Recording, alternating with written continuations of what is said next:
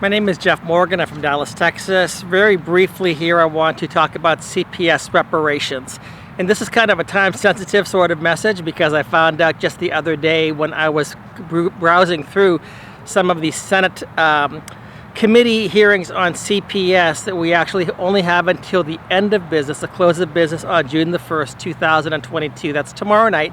We only have until June the 1st to submit our comments and complaints to the Senate committee that's looking at reforming CPS. I actually ran across this by accident when I was downloading stuff. I just wanted to get this out as soon as I could. I tried to actually contact the office a couple of times and I had a bunch of emails bounced back. So rather than give you misinformation, I was able to finally get a hold of somebody today to make sure that the address was correct. So I will be providing the correct address to so that you can comment to them. As anybody who has followed Texas and CPS in the state of Texas knows, we have had a huge problem with Children's Protective Services. So much so that many people, myself included, often call them children predatory services. They have caused more damage to parents and to children and to grandparents and grandchildren than almost any agency in the state of Texas. And all I can say is it's about time that we're looking at this. So I want to thank Lieutenant Governor Dan Patrick for making sure that this committee met this year, and for Senator Lois Kolkhorst, who is the chair of the committee. I know that she's been very interested and has wanted to fix CPS for a long time. I've been down there, I've tried to talk with her. I've never been able to actually have a one-on-one conversation with her, but I want to thank her right now for actually chairing this committee and for allowing us, we the people, we the citizens of the state of Texas, to contact her. Now, what they've been talking about is the reformation of CPS, and I don't even know, honestly, if the reformation of CPS is a possibility. There are people that have said CPS is so far gone that we almost have to just jettison the whole thing and start all over again. From one person who's a friend of mine, he said that even Hank Whitman, the former CPS director, thought that it was so far gone that the only thing his recommendation was to burn it to the ground. I don't know this firsthand, but this is what I was told from somebody who did speak directly with Hank Whitman. And honestly, from my perspective, that may not be a bad idea.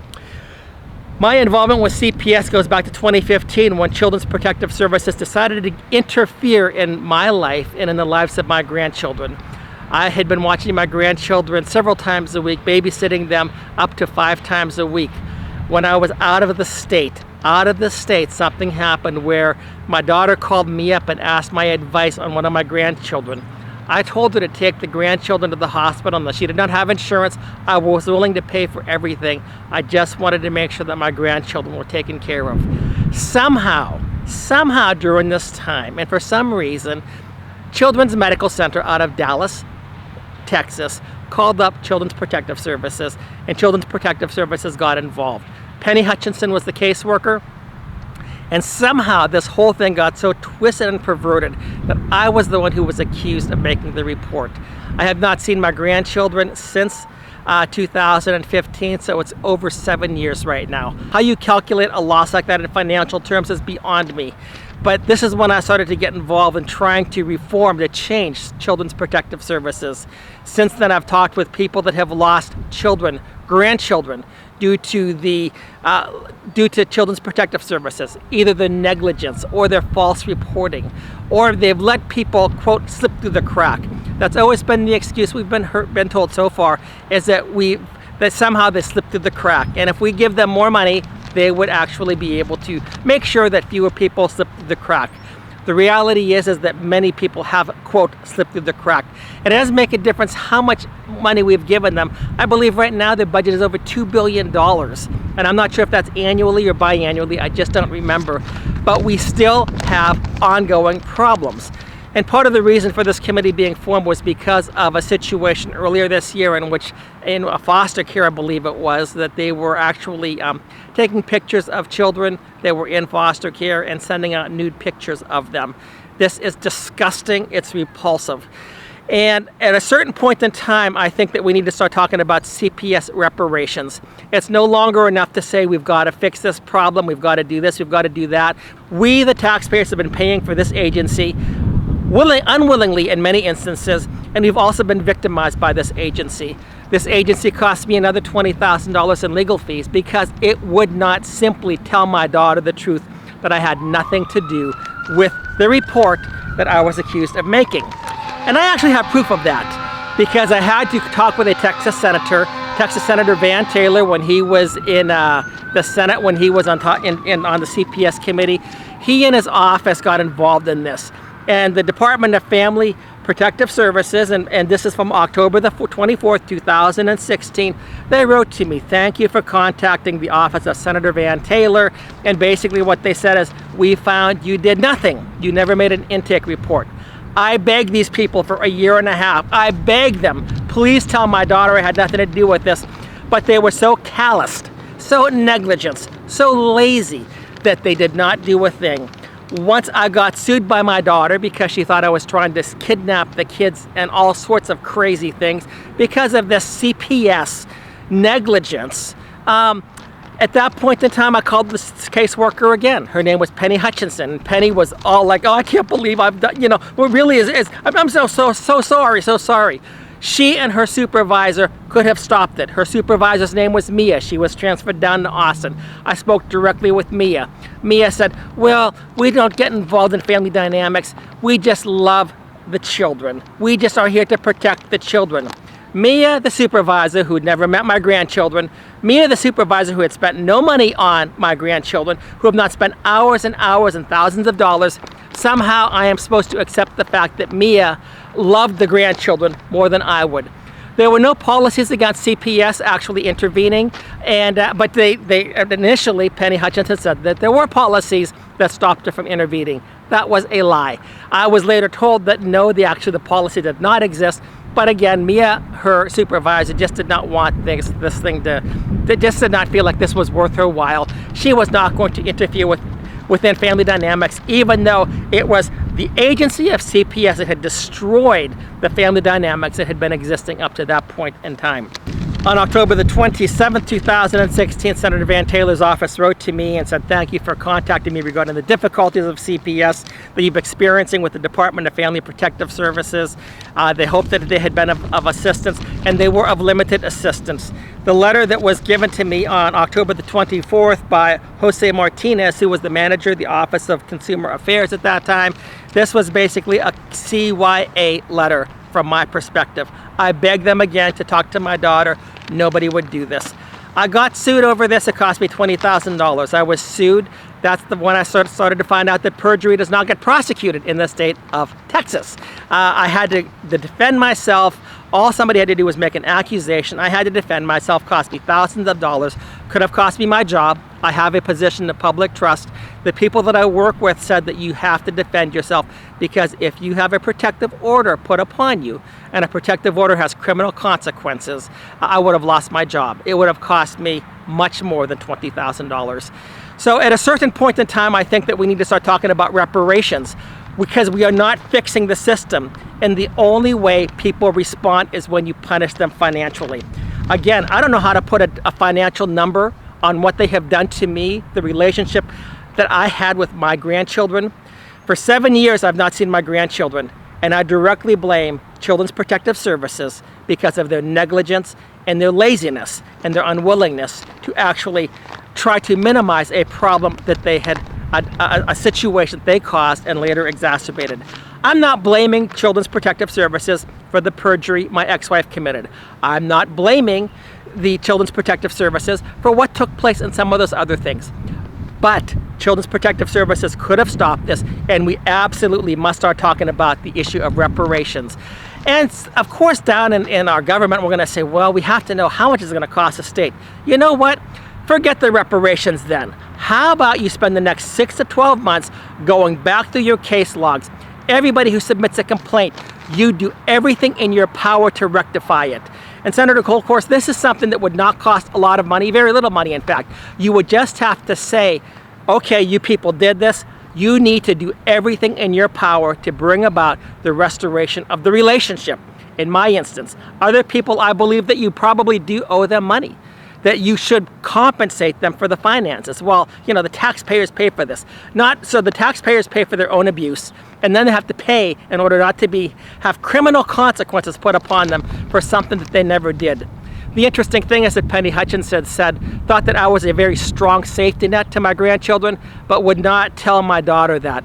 But she and her supervisor, Mia, decided that it was in my grandchildren's best interest for me to be kicked out of their lives because they did not want to be involved. And once again, Senator Cole, of course, I know that you've heard these stories again and again and again. And I know that if you're listening to this, you probably, very well likely, may have been one of the people that have gone through one of these situations with Children's Protective Services. We have until tomorrow, till June the 1st, close of business June the 1st. And honestly, Senator Cole, of course, I hope that you keep this window open because there are many people that have been abused by this system.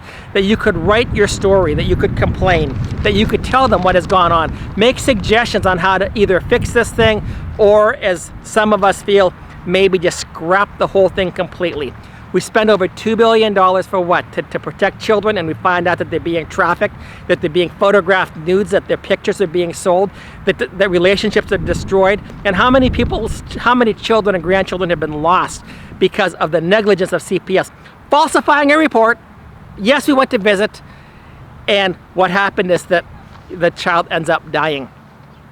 And Senator Perry, I'd like to also just address one of the things that I heard you mention. And if I'm misquoting you, I'm sorry, Senator Perry, but as I heard it, I thought you were saying it's really not a CPS issue, it's more of a parent issue. And that actually is not completely accurate in many instances. Often what takes place is that you will have a neighbor that will call in and they will use CPS as a tool of revenge. In a situation of divorce, in many instances, you have a person, an ex-spouse, who will file a false report. I know this because I know people that have had over 40 false reports filed with CPS. And all they had to do was have one of them stick and they would have lost access to their children. That was not the indication of a bad parent. Well, it was the indication of a bad parent. But the bad parent got off scot-free. It was the good parent that almost lost his contact, his ability to be with his children. And even though I thank you for being on this committee right now, I don't think you understand the gravity of this issue and how poorly the Children's Protective Services actually responds at times. You mentioned CPS and people shudder. We hate CPS. I do not know of any good thing that CPS has done. I'm sure that there have been a few things, but from my perspective, the stories that I've heard are horror stories. And the only way that I think we're going to start to fix this problem is if you hold some of these people personally accountable, and if you start to make reparations. And here, going back to 2019, May of 2019, there was a judge down in Houston, Texas. CPS wanted to file an appeal against Melissa and Dylan Bright, were their names, because they said, well, we did nothing wrong. And this is the problem. CPS will never admit to doing anything wrong. Instead, we the people have to somehow prove our innocence. The state should be proving somehow that they had a right and any type of a duty to come in.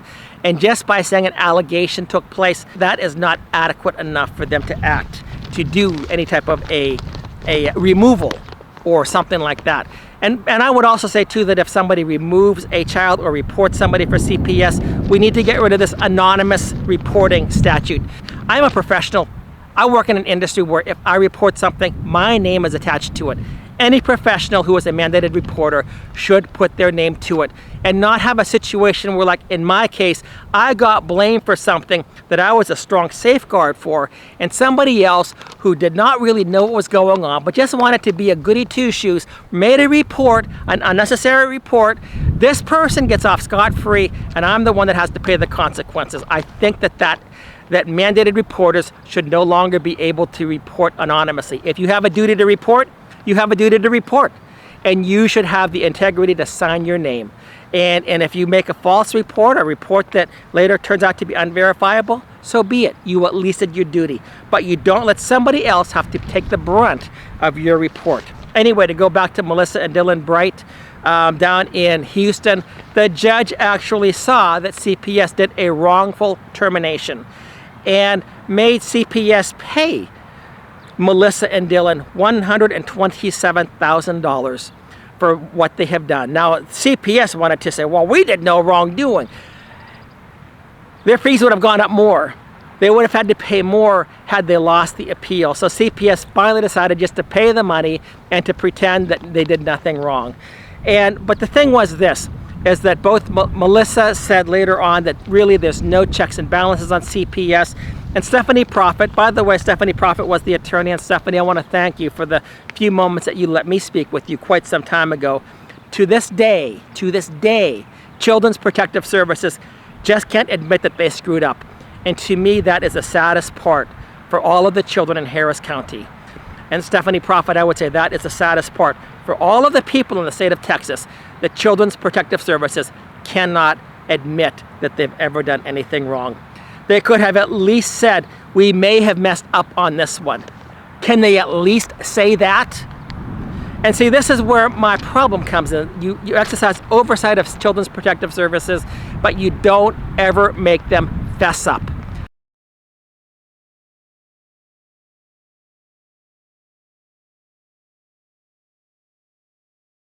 I've always said, if you mess up, fess up. If you make a mistake, try to rectify the mistake. If you cause damage, try to minimize the damage or reverse the damage. And what is happening right now with Children's Protective Services, there is no accountability. There's no way that they actually have to make things right, make amends, so therefore they can keep on doing what they've done in the past. And this has been going on for years and years and years. So for me, the first time that I went down to Texas to testify was in 2016 because of what happened to me in 2015. And this is why I'm involved in trying to fix the family courts, the anti-family courts. This is why I'm trying to speak out against the abusiveness of Children's Protective Services.